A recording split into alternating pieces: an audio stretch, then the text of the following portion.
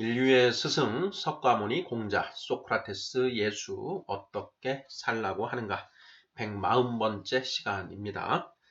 원수를 사랑하라 라는 소제목하에 5개의 질문으로 구성되어 있습니다. 문제를 먼저 읽어보겠습니다.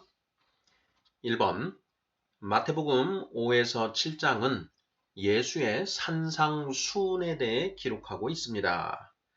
예수는 내 이웃을 사랑하고 원수를 미워하라 하였다는 것을 너희가 들었으나 나는 너희에게 이르노니 너희 원수를 사랑하며 너희를 박해하는 자를 위하여 기도하라고 말합니다. 위 내용 중에 세상의 가르침은 무엇인가요?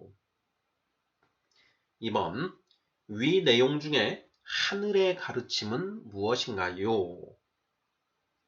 3번 세상의 가르침과 하늘의 가르침이 완전히 다릅니다. 그 이유가 무엇일까요? 4번 성경이 말하는 사랑은 불쌍히 여기라는 뜻으로 해석하면 틀림없습니다. 원수를 사랑하라는 말은 원수를 어떻게 하라는 말인가요? 5번 예수는 너희가 너희를 사랑하는 자를 사랑하면 무슨 상이 있으리요? 또 너희가 너희 형제에게만 무난하면 남보다 더하는 것이 무엇이냐고 말합니다. 무슨 뜻인가요? 자, 이렇게 해서 모두 5개의 질문입니다. 자, 지금 우리는 이 하늘의 사랑과 이 세상의 사랑, 사람의 사랑에 대해서 살펴보고 있습니다. 자, 오늘은 원수를 사랑하라 라고 설파하신 그 예수님의 말씀에 대해서 살펴보고자 합니다.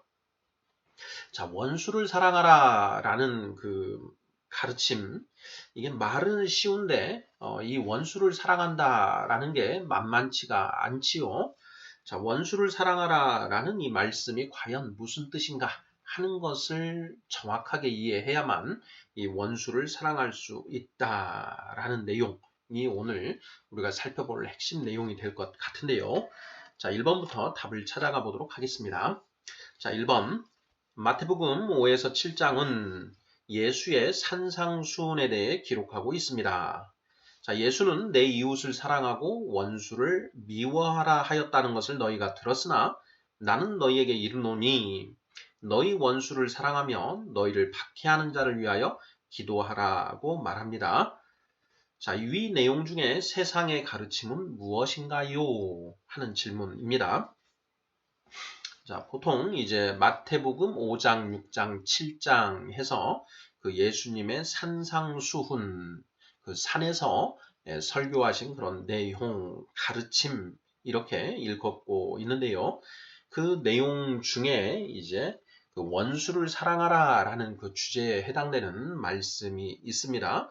자, 그 말씀이 이제 마태복음 5장 43절부터 48절까지의 내용인데요. 이것을 먼저 한번 읽어보도록 하겠습니다. 자, 마태복음 5장 43절부터 48절까지 읽어보겠습니다. 자, 43절 또 내 이웃을 사랑하고 내 원수를 미워하라 하였다는 것을 너희가 들었으나 44절 나는 너희에게 이르노니 너희 원수를 사랑하며 너희를 박해하는 자를 위하여 기도하라. 45절 이같이 한즉 하늘에 계신 너희 아버지의 아들이 되리니 이는 하나님이 그 해를 악인과 선인에게 비추시며 비를 의로운 자와 불의한 자에게 내려주심이라. 46절 너희가 너희를 사랑하는 자를 사랑하면 무슨 상이 있으리요? 세리도 이같이 아니하느냐? 47절 또 너희가 너희 형제에게만 무난하면 남보다 더하는 것이 무엇이냐? 이방인들도 이같이 아니하느냐? 48절 그러므로 하늘에 계신 너희 아버지의 온전하심과 같이 너희도 온전하라. 네, 이렇게 되어 있습니다. 자, 이 중에 이제 43절과 44절을 가지고 1번 질문을 했습니다. 내 이웃을 사랑하고 내 원수를 미워하라 하였다는 것을 너희가 들었으나 나는 너희에게 이르노니 너희 원수를 사랑하며 너희를 박해하는 자를 위하여 기도하라. 이렇게 이제 예수님이 말씀하셨습니다. 자, 질문은 위 내용 중에 세상의 가르침은 무엇인가요? 하는 질문입니다. 자, 예수님 방금 말씀 중에 어느 부분이 세상의 가르침일까요? 네, 쉽습니다. 어렵지 않습니다. 자, 내 이웃을 사랑하고 원수를 미워하라 하였다는 것을 너희가 들었으나 이 앞부분이죠. 자, 여기에 내 이웃을 사랑하고 내 원수를 미워하라 하는 부분, 이 부분이 세상의 가르침이다. 이렇게 답을 하면 틀림없을 것 같습니다. 자, 2번 질문 보겠습니다. 자, 위 내용 중에 하늘의 가르침은 무엇인가요? 하는 질문입니다. 자, 앞부분이 세상의 가르침이면 당연히 뒷부분이 하늘의 가르침이겠죠. 자, 하늘의 가르침은 어떤 내용인가? 너희 원수를 사랑하며 너희를 박해하는 자를 위하여 기도하라 라고 하는 이 부분이 하늘의 가르침이다 라는 것이지요. 네, 1번, 2번은 비교적 쉬운 질문 같습니다. 자, 3번 질문 보겠습니다. 세상의 가르침과 하늘의 가르침이 완전히 다릅니다. 그 이유가 무엇일까요? 하는 질문입니다. 자, 이 질문은 이제 다소 어려울 수도 있는데요. 원리만 알면 쉬운 질문입니다. 자, 우리가 접하는 가르침에는 세상의 가르침과 하늘의 가르침이 있다. 네.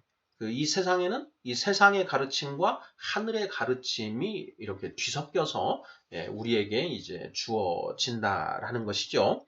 자, 세상의 가르침을 우리가 이제 땅의 누룩이다 이렇게 이야기를 하고 하늘의 가르침을 하늘의 누룩이다 이렇게 이야기를 했었고 또 다른 표현으로는 세상의 지혜, 하늘의 지혜 이렇게 대비해서 표현을 하기도 했습니다.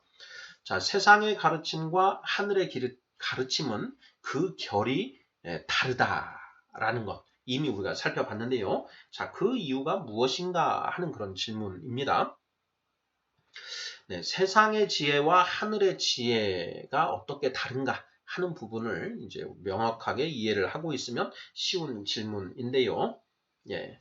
자, 하늘의 지혜는 하늘의 복을 추구하는 지혜이고 세상의 지혜는 세상의 복, 또 즉 땅의 복을 추구하는 지혜이다라고 했습니다. 자, 땅의 복과 하늘의 복을 나누었었지요. 그리고 이 땅의 복과 하늘의 복을 다산 정약용 선생은 열복과 청복으로 이렇게 이제 나눈다 하는 것도 우리가 살펴본 바 있습니다.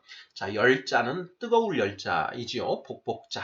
자, 뜨거운 복이고 청복은 맑을 청자의 복복자 해서 맑은 복이다. 이렇게 했습니다. 자, 열복에 해당하는 것은 무엇이냐? 부와 권력과 명예와 쾌락 이것이 이제 열복에 해당하고 자, 청복에 해당하는 복은 그 거룩한 기쁨, 거룩한 감사, 거룩한 평화, 거룩한 안식 이것이 바로 이제 하늘의 복이다. 이런 내용들 이미 우리가 살펴보았습니다. 자, 땅의 복, 부와 권력과 명예는 그 한정되어 있다.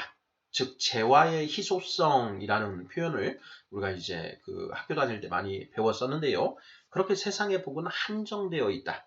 그렇기 때문에 이 세상의 복을 얻기 위해서는 무한 경쟁, 약육 강식, 생존 경쟁, 적자 생존이라고 하는 그런 원리가 그 적용이 됩니다.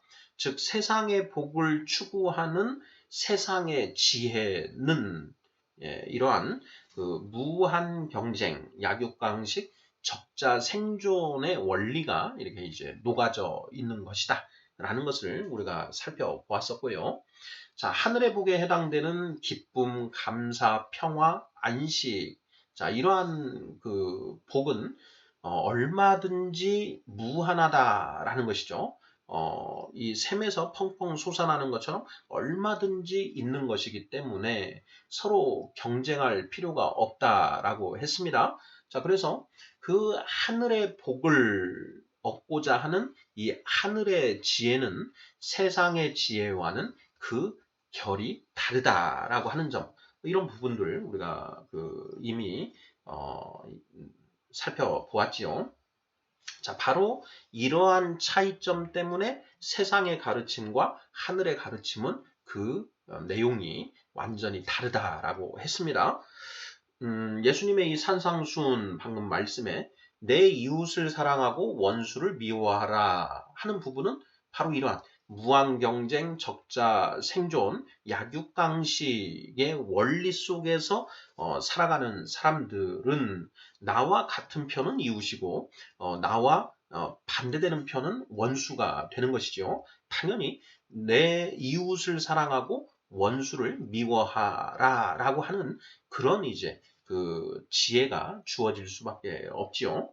자, 반면에 하늘의 복, 기쁨, 감사, 평화, 안식, 자, 이러한 것을 이제 추구하는 사람의 경우에는 자, 그러한 복은 남과 다툴 필요가 없습니다. 오히려 나누면 나눌수록 더 풍성하게 누릴 수 있기 때문에 자, 예수님이 말씀하신 것처럼 너희 원수를 사랑하고 너희를 박해하는 자를 위하여 오히려 기도하는 잘되라고 기도해 줄 수 있다라는 것이죠.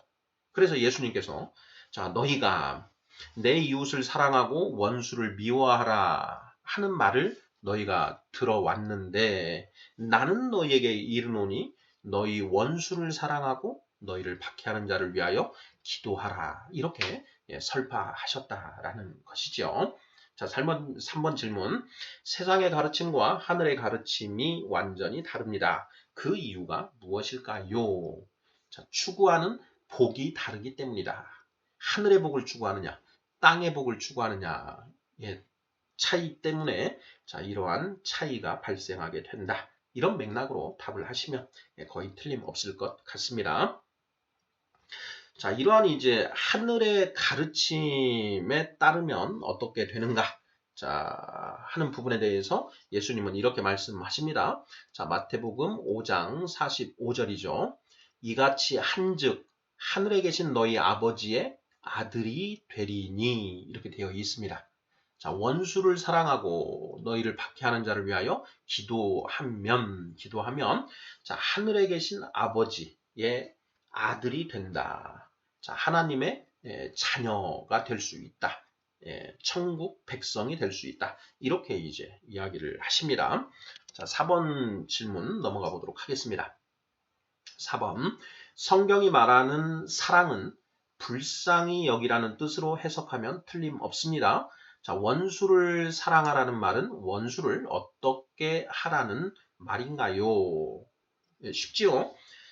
성경이 말하는 사랑은 불쌍히 여기라는 뜻으로 해석하면 된다. 그러면 원수를 사랑하라 라는 그 말씀은 바꿔서 표현을 하면 원수를 불쌍히 여기라 라는 그런 의미가 된다라는 것이죠.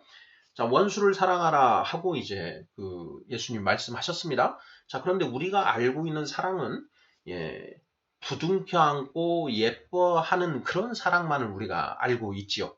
자, 그러다 보니 도대체 원수를 어떻게 끌어안고 예뻐해 줄 수 있단 말인가?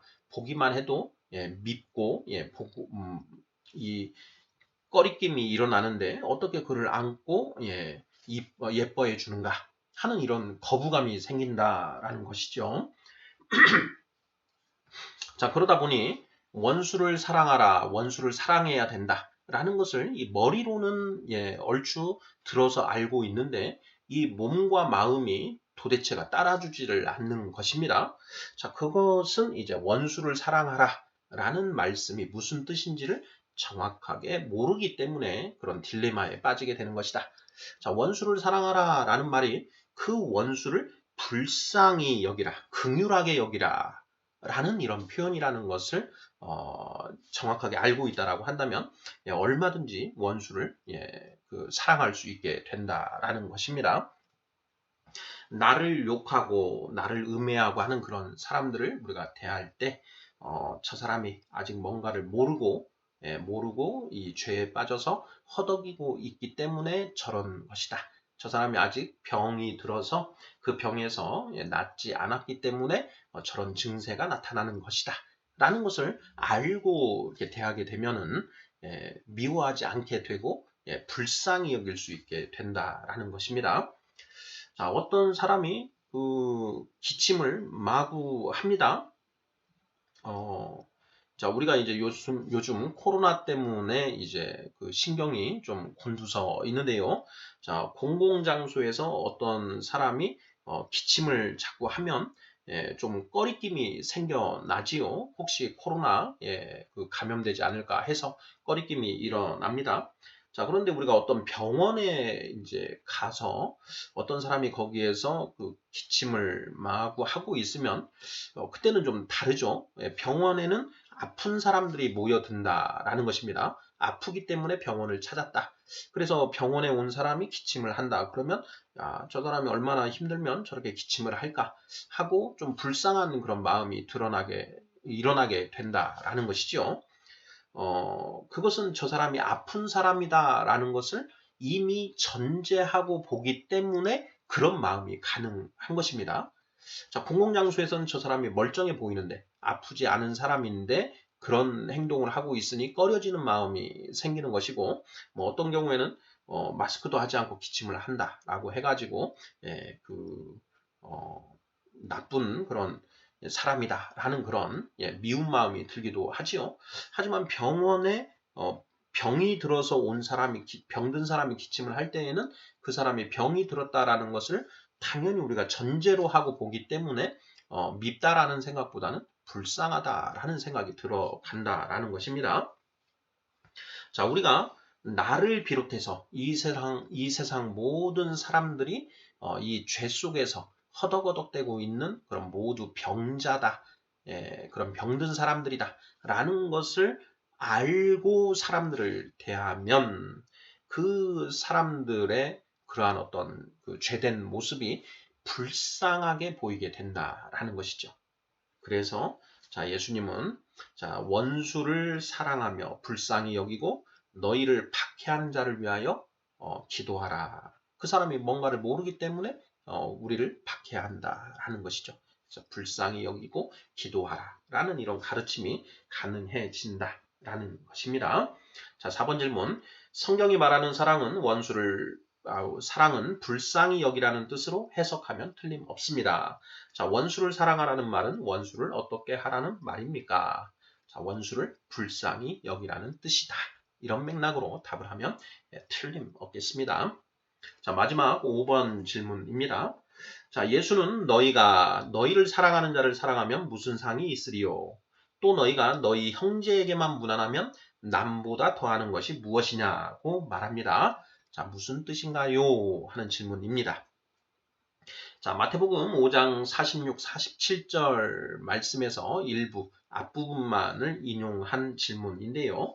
그 말씀 전부를 살펴보면 그 뜻을 좀 더 명확하게 알 수 있습니다. 자, 마태복음 5장 46, 47절 전부를 읽어보도록 하겠습니다.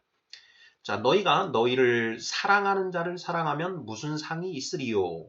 세리도 이같이 아니하느냐? 또 너희가 너희 형제에게만 무난하면 남보다 더하는 것이 무엇이냐? 이방인들도 이같이 아니하느냐? 이렇게 되어 있습니다. 자, 세상 사람들, 자, 병에 지금 걸려있는 사람들도 자기 피부치는 끔찍하게 생각합니다. 우리가 실제 우리의 삶 속에서 나의 부모, 형제, 그리고 내 자식들만큼은 우리가 끔찍하게 생각하고 이뻐하지 않습니까? 그래서 고슴도치도 제 자식은 예뻐한다라는 그런 속담도 이제 우리가 흔히 사용하는 것이지요. 이러한 그것은 어떤 우리 본성 속에 있는 것으로 누구나 다 그렇게 하는 것이다라는 것이죠. 자, 그러면 여기에 너희가 이렇게 되어 있는데 여기에 너희는 어떤 사람을 가리키느냐? 그 예수님을 그리스도로 믿고 예수의 제자를 자처하는 사람들을 말하는 것이죠. 그러니까 예수님이 제자들에게 하는 말씀이신데, 자, 너희가 나의 제자라고 하면서 너희를 사랑하는 자만 사랑하고 또 너희 형제에게만 무난하면 다른 나의 제자가 아닌 나를 모르는 나의 가르침을 모르는 다른 사람들과 너희가 다를 것이 무엇이겠느냐라는 것이죠. 자, 예수를 선생님으로 따르는 사람들을 크리스천이라고 합니다. 자, 크리스천 즉 교회 다니시는 분들은 너희를 사랑하는 자, 나를 사랑하는 자뿐만 아니라 나를 미워하는 자, 원수, 나를 박해하는 자까지도 우리가 사랑해야 되고, 그리고 나의 형제, 피부치, 그런 나하고 가까운 사람들에게만 무난하는 것이 아니라 나와 아무런 관계가 없거나 아니면 나와 관계가 껄끄러운 사람에게도 무난을 해야만 예수님의 제자라고 할 수 있다라는 그런 가르침이 아닌가 싶습니다. 자, 이렇게 하면 어떻게 되느냐 하는 그 결론이 이제 마태복음 5장 48절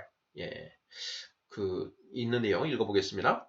자, 그러므로 하늘에 계신 너희 아버지의 온전하심과 같이 너희도 온전하라 이렇게 되어 있습니다.